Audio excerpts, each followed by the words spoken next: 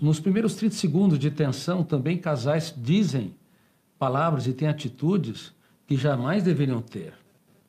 Por exemplo, eu não sei porque estou com você até hoje. Palavras curtas, pensamento pequeno, mas que tem um grande impacto. Porque uma vez que se diz tais coisas, registra-se uma janela killer através de um outro fenômeno chamado RAM, registro automático da memória, que é o biógrafo do cérebro. Ele registra janelas. Registrou uma janela traumática ou killer, no próximo atrito, no meio de milhares de janelas ou arquivos, vai se encontrar aquele que tenha, não sei porque estou com você até hoje. Não vale a pena. Mesmo que ele ama ela ou ela ama ele, pelo fato de dizerem palavras com alto conteúdo emocional, essas palavras se tornam como senhas. Eles tiveram milhares de beijos, eles foram companheiros em milhares de situações, eles se amaram, se toleraram, mas agora existe uma janela killer ou traumática duplo P, muito facilmente encontrada no meio de milhares de outros arquivos. E quando há uma frustração, detona o gatilho, abre exatamente aquela janela killer, a âncora, fecha o circuito e começam as discussões. E o alto fluxo lê e relê, e aquele relacionamento vai deixando aos poucos de ser um romance para se tornar um inferno emocional. Por isso que sem gestão da emoção,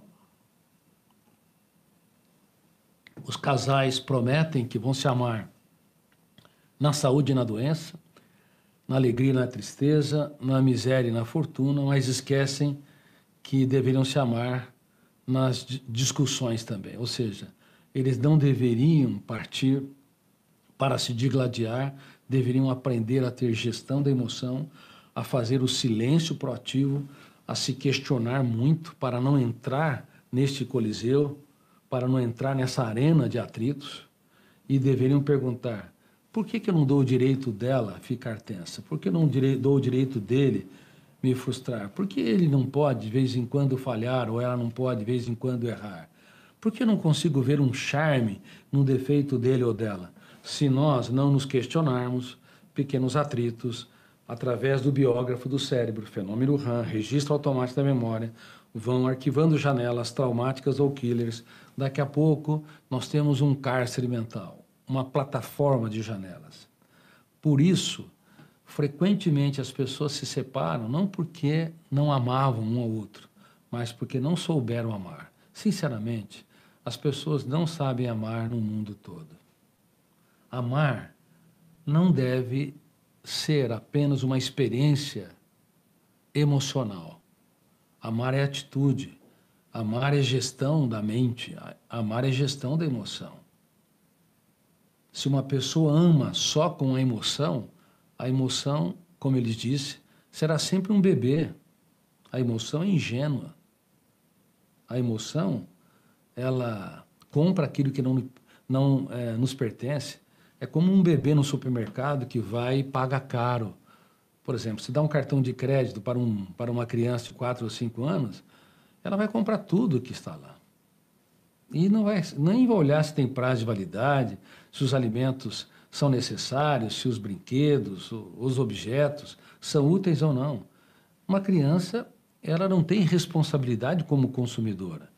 Só que grande parte dos seres humanos, talvez 99% ou mais dos seres humanos, são consumidores emocionais sem grandes habilidades, sem grandes maturidades, porque o seu eu não é maduro, porque dá crédito fatal à emoção para comprar aquilo que não lhes pertence. É por isso que uma pequena frustração no trabalho gera grandes problemas. E é por isso que nas provas escolares, quando os alunos estão fazendo, seja no ensino fundamental, no ensino médio, ou nas universidades, ou nos concursos, no exato momento em que vai se fazer a prova, o problema não está nas questões ou apenas no conhecimento que as pessoas adquiriram estudando para a prova. O problema é que há 4 fenômenos que podem entrar em ação e entra em ação frequentemente no primeiro ato do teatro mental. O aluno vai fazer a prova, de repente, se o eu não começar com segurança a escrever, pode detonar o gatilho, abrir uma janela traumática ou killer que ele não tem capacidade para responder, embora saibam as respostas. Ele pode ter medo da desaprovação dos colegas, medo do mau desempenho, e tudo isso faz com que a âncora se fixe no território dessa fobia, fixando ali milhares de outras janelas não são abertas, inclusive que tem o conteúdo da matéria que aprendeu, e o autofluxo, o quarto fenômeno, começa a ler e reler a experiência do medo, e quanto mais lê e relê, ele sente que é presa. A prova se tornou sua predadora, e ele se tornou uma mera presa. Aí começa a sentir nuvens de moléculas que vão alterar o organismo, gera taquicardia, aumento da frequência respiratória, que é sentida como falta de ar, tudo para lutar ou fugir da situação de risco. Síndrome predador-presa.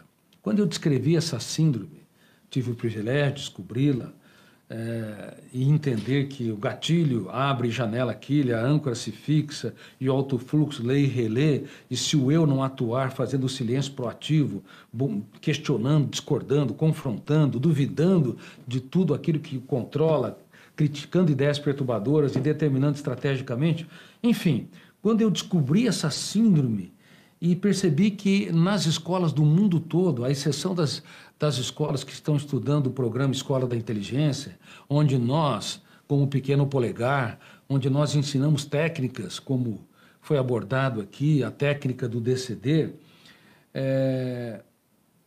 eu quero dizer que nas escolas do mundo todo se ensina matemática, mas não se ensina a matemática da emoção, onde dividir é aumentar e não diminuir.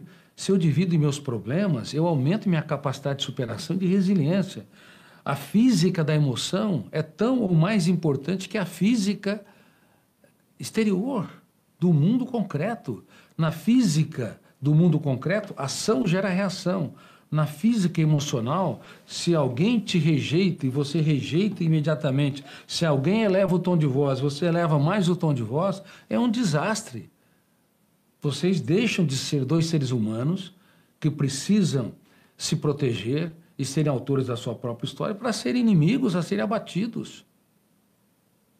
Por isso que, raramente, quando se inicia uma discussão, as pessoas saem bem, dão risadas.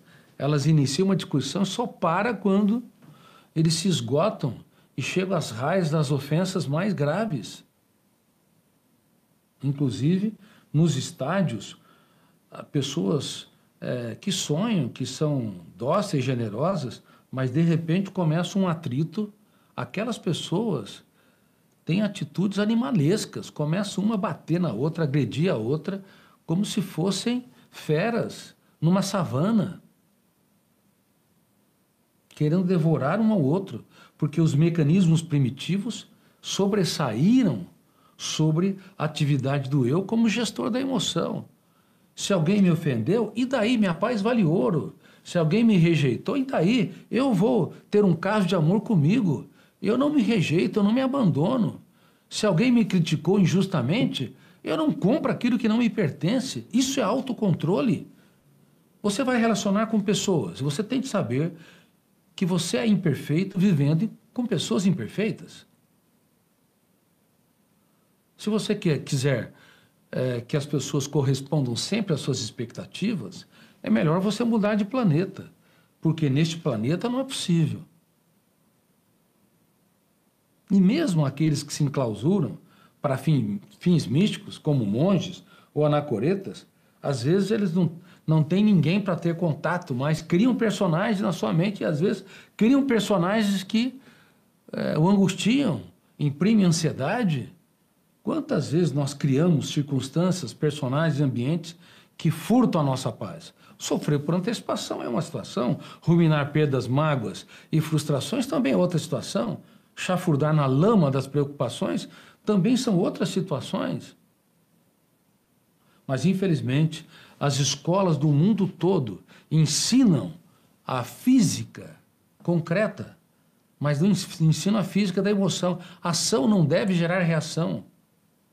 Você não deve pautar-se pelo fenômeno bateu, levou, porque você tem de fazer escolhas. Gestão da emoção implica em fazer escolha. Se você quer ganhar a discussão, se você tem a necessidade neurótica de estar sempre certo, você vai perder as pessoas que estão ao seu redor. Porque uma pessoa cujo eu gere a sua psique, ela sabe escolher coisas importantes. Meu filho é mais importante.